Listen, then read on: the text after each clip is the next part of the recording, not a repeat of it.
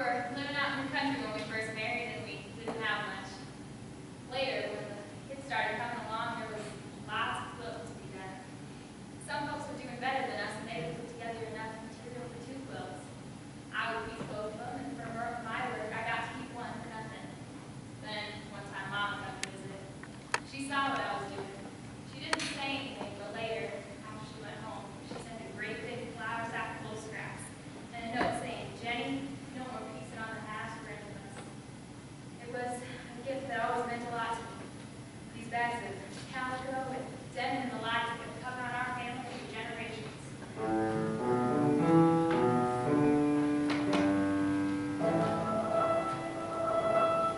Oh, Margaret, look at this. You remember it?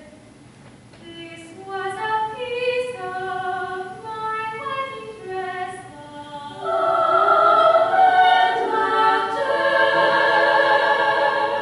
Mama kept absolutely everything here.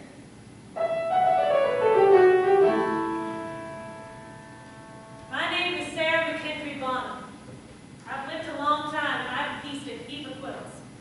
But this last one that I'm making, this one's going to be my best effort ever. It's like a family album. Each block means something special to me. My grandmother's patterns for this quilt, and my mama's, my aunts and sisters, my daughters, my friends, and many more. They're all here. And so it's this great big prairie we all lived on. It's like my papa used to say, it's not the end of the world, but you can see it from here. This was a piece of my wedding dress,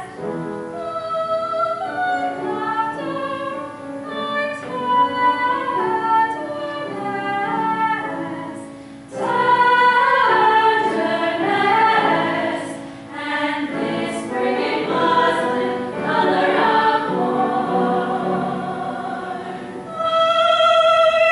Right after our John was born. Right after our John was born, pieces of lives, patches and tatters, all of the precious, the little, the measure of our lives, pieces of lives, stitches and secrets, pieces of women's lives, pieces of lives, patches and tatters, all of the precious, the little, the measure of our lives, pieces of lives, stitches and secrets, pieces of women's lives.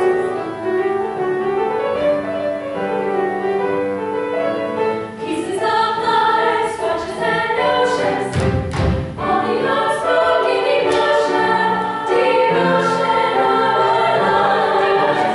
Pieces of lives, touches and secrets, pieces of women's lives.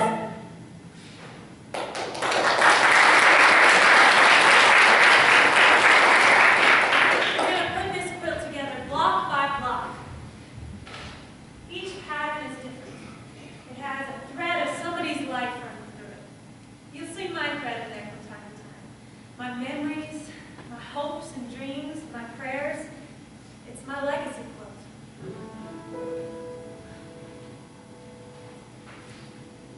My dear daughters, I know my time is coming to a close, and that I am surely piecing my last quilt. I set out to piece an old pattern that has some special meaning to me, a different one for every block. And if it be God's mercy to let me complete it, it would belong to you. I've been a hard worker all my life, but most women's work is the kind that perishes with the using, as the Bible says. All the work I've got to leave behind me. And I've got to leave something behind me. It's just my quilts. I trust that you will give special care to this last one and use it well. I trust that you'll be able to read the handwriting in this letter. In some ways, it's your own story. Block 1. The rocky road to Kansas, to Oklahoma, to Colorado, to New Mexico, to California. Where the sun always shines and the river runs wild.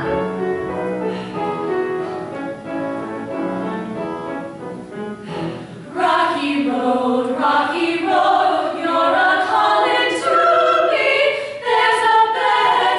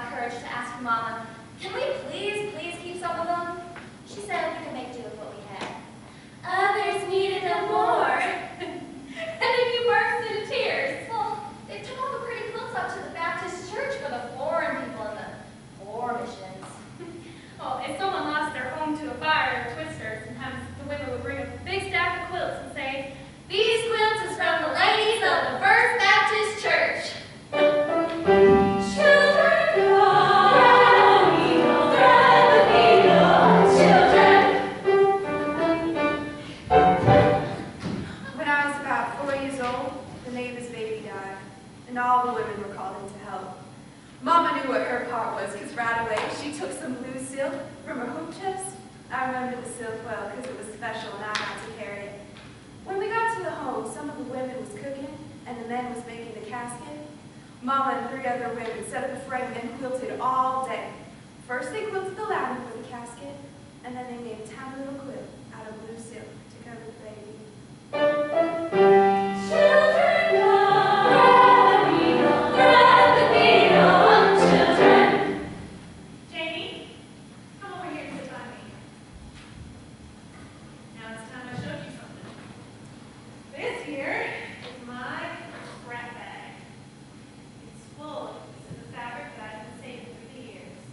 All different sizes and colors and textures. Different ones of our family are always popping up out of one of these bags. I haven't seen this one in a while. This was your great Aunt Mildred's Sunday go-to-meeting dress. Heavens, but she sang high. You can always pick her voice right out from the choir. You know the one that's always just a little too high? That was Aunt Millie. When I'm piecing the quilt top, I take these scraps and I cut them into triangles and squares and other shapes, and they fit together like a puzzle to form the pattern that I want.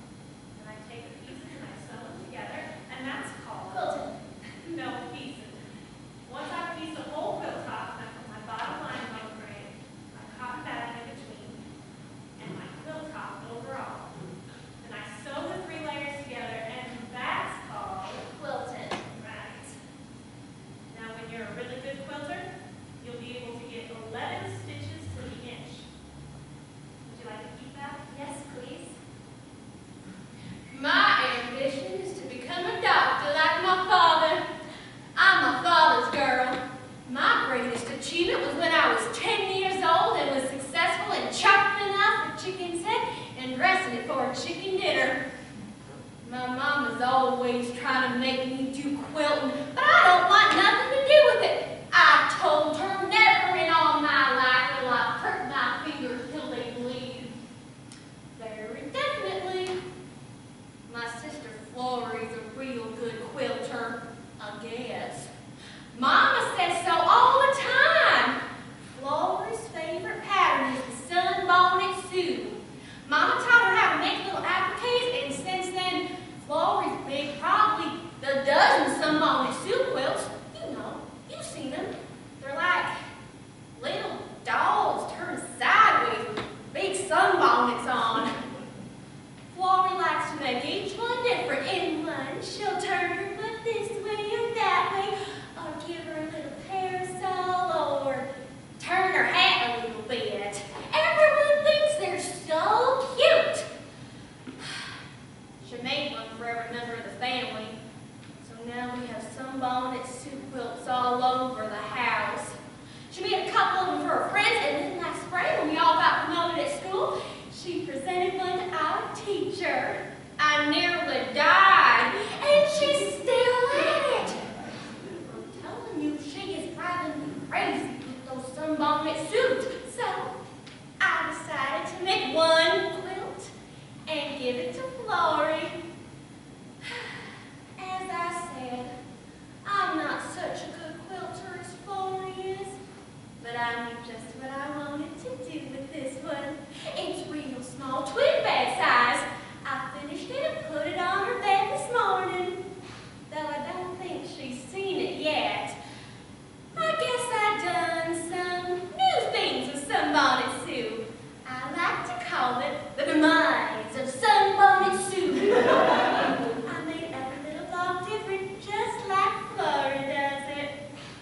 In one block, I got her hanging. In another block, a knife in her chest, eaten by a frog, eaten by a snake, struck by lightning, and burnt up. I guess I'm kind of proud of it. You should see it. Ah! It turned out real good. Block 5. I'll tell you what held to life in this country. A windmill. Ain't no life without it. I remember so clear, though I was just a little tired when we moved out near running water draw. That was a funny name for it, because there wasn't never no water in running water draw, except every once in a great while when we had rain.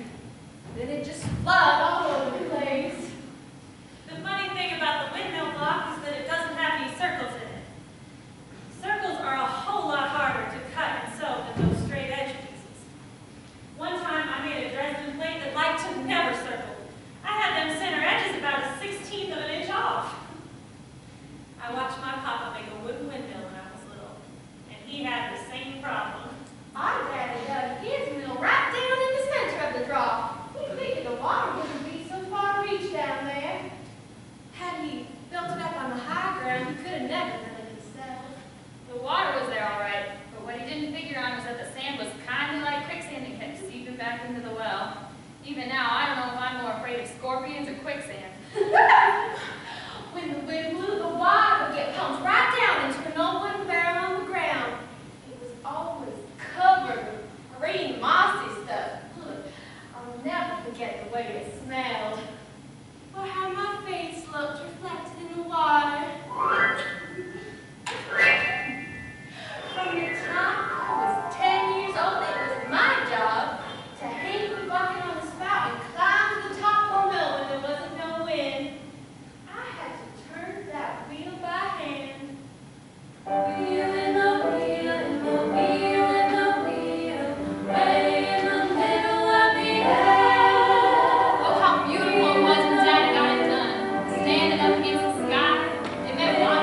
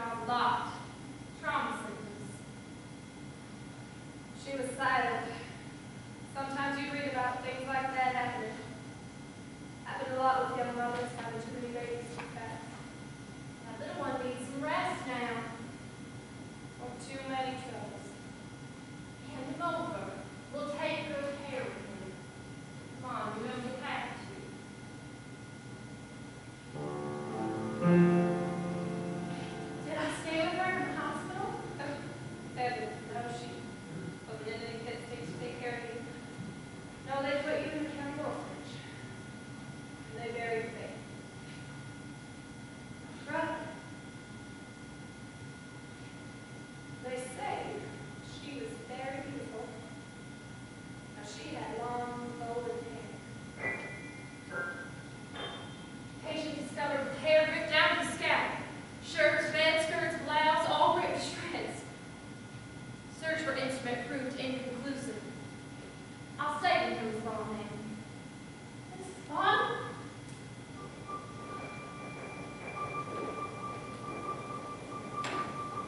Patient is sewing scraps of fabrics together.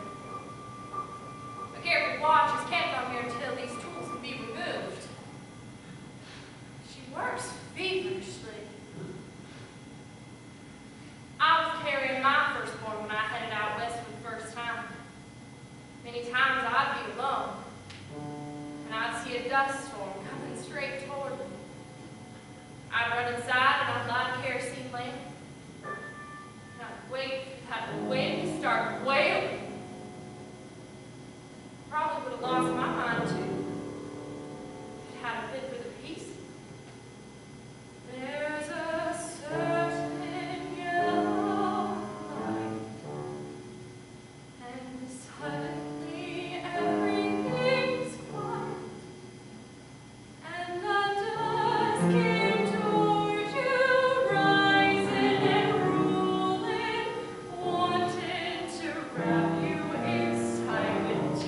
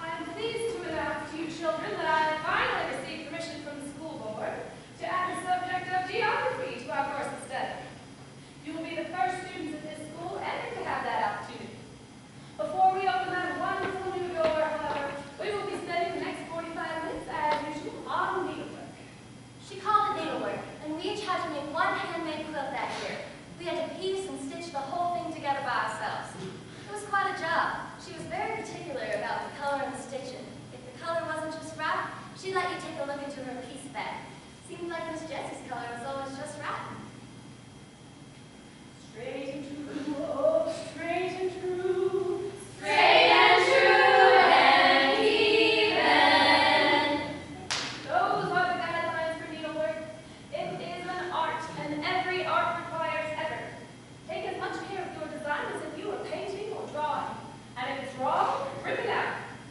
Millicent, that orange will not do, it's vile. Please go to my piecing bag and pick something more suitable. Stop it! Cyrus Johnson, kindly return to your seat and do your piecing. Clara, that's lovely. Lily, I can see those stitches from way over here, and they are as crooked as the teeth of a jack-o'-lantern. You will remove and redo. But Miss Jessie, I'm almost Would you leave that shoddy work there to be shaming you for the rest of your days? Thank you. Cyrus Johnson, you have a choice. You may either return to your seat and do your running stitches carefully, or you may do your running homeward and deal with your parents. Now that's the way, Lily.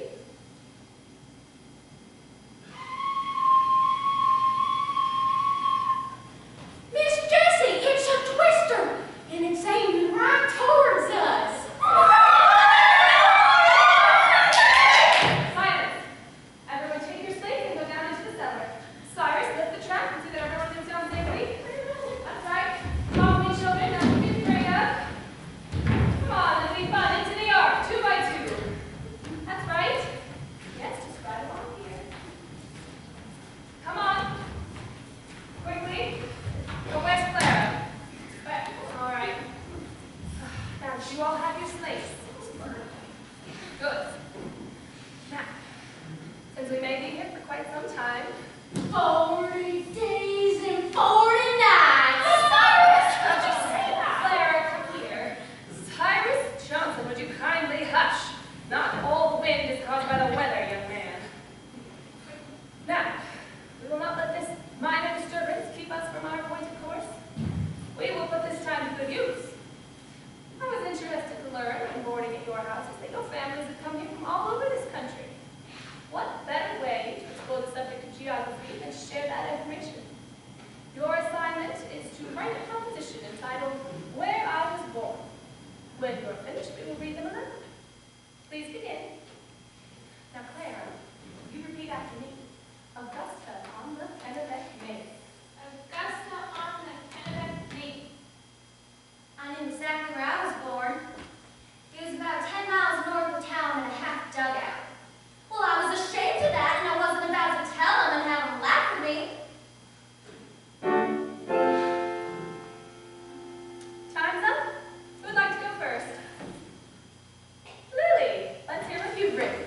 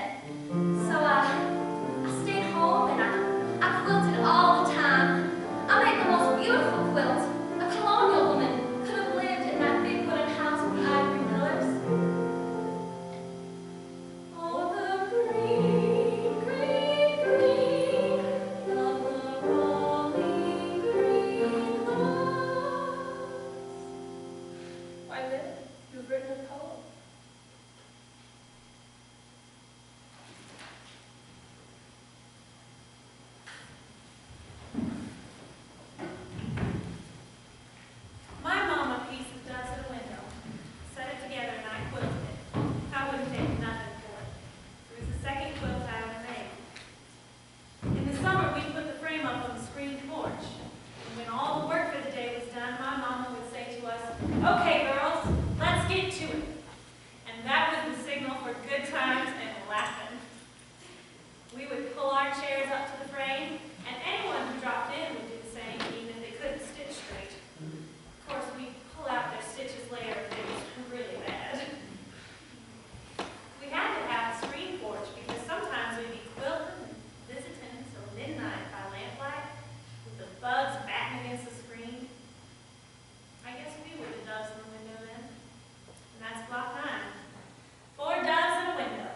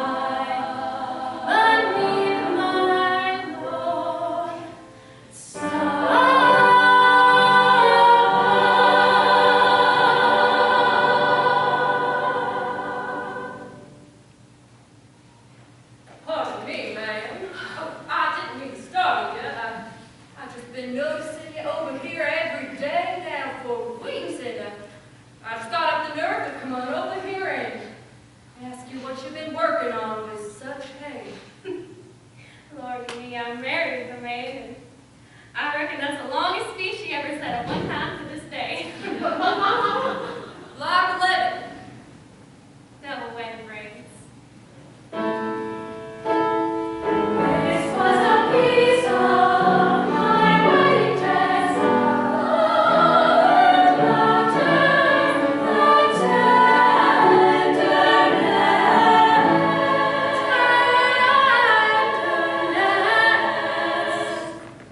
I think that's the prettiest one I've ever made.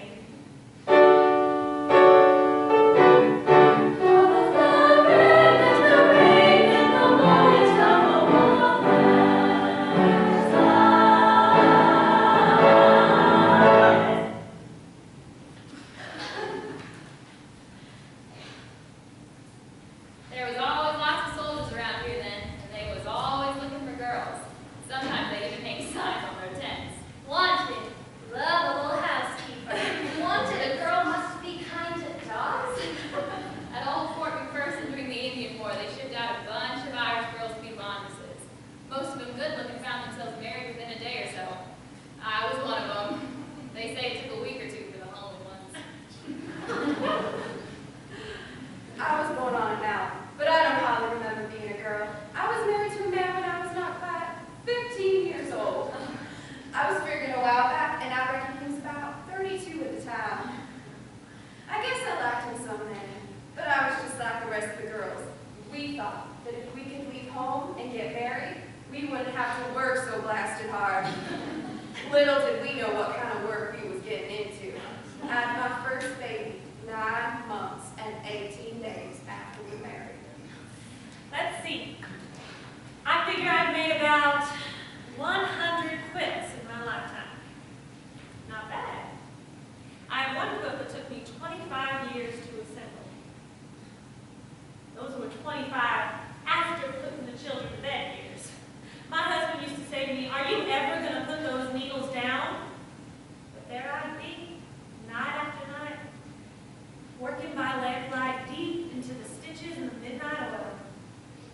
Those 25 years took me through a lot of changes. Some of them not so pretty. I tremble sometimes when I remember what that quilt knows about. What if I used to make a comfort that is longer lasting than a life? 25 years I labored gladly.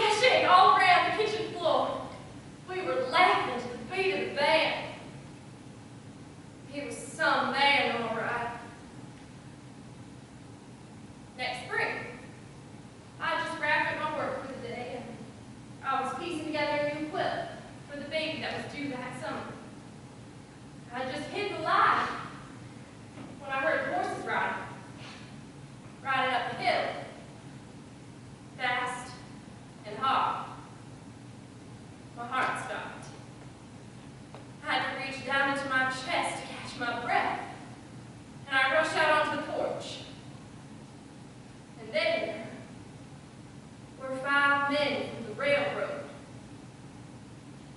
They were all talking and sweating over one another. They had with them a big bushel basket. Slim Rice said maybe he fell and hit his head. Jim Henson said maybe the heat got to him. None of them knew why he didn't hear the train. No reasons ever came. But they had to bring him back to me in that there bushel basket.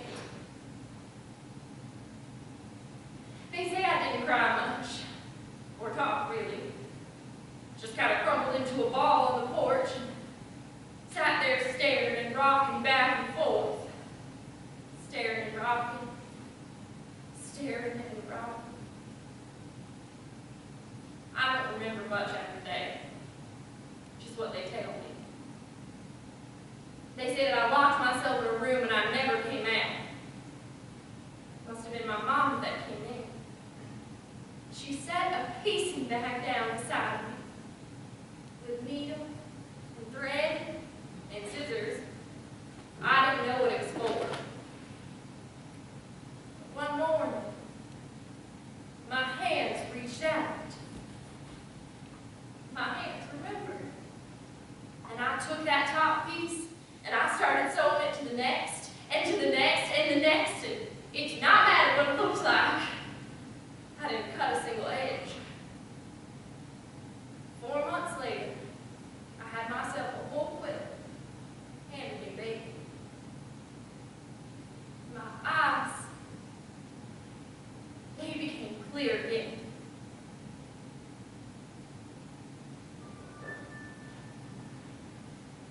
In that beautiful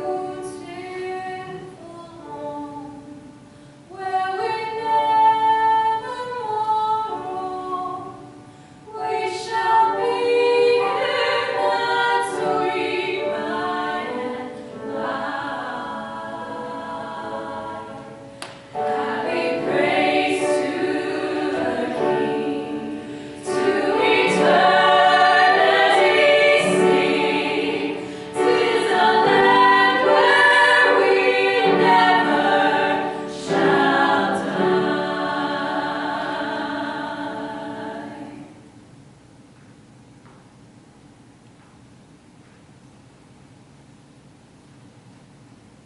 I've been hurrying to get this quilt finished.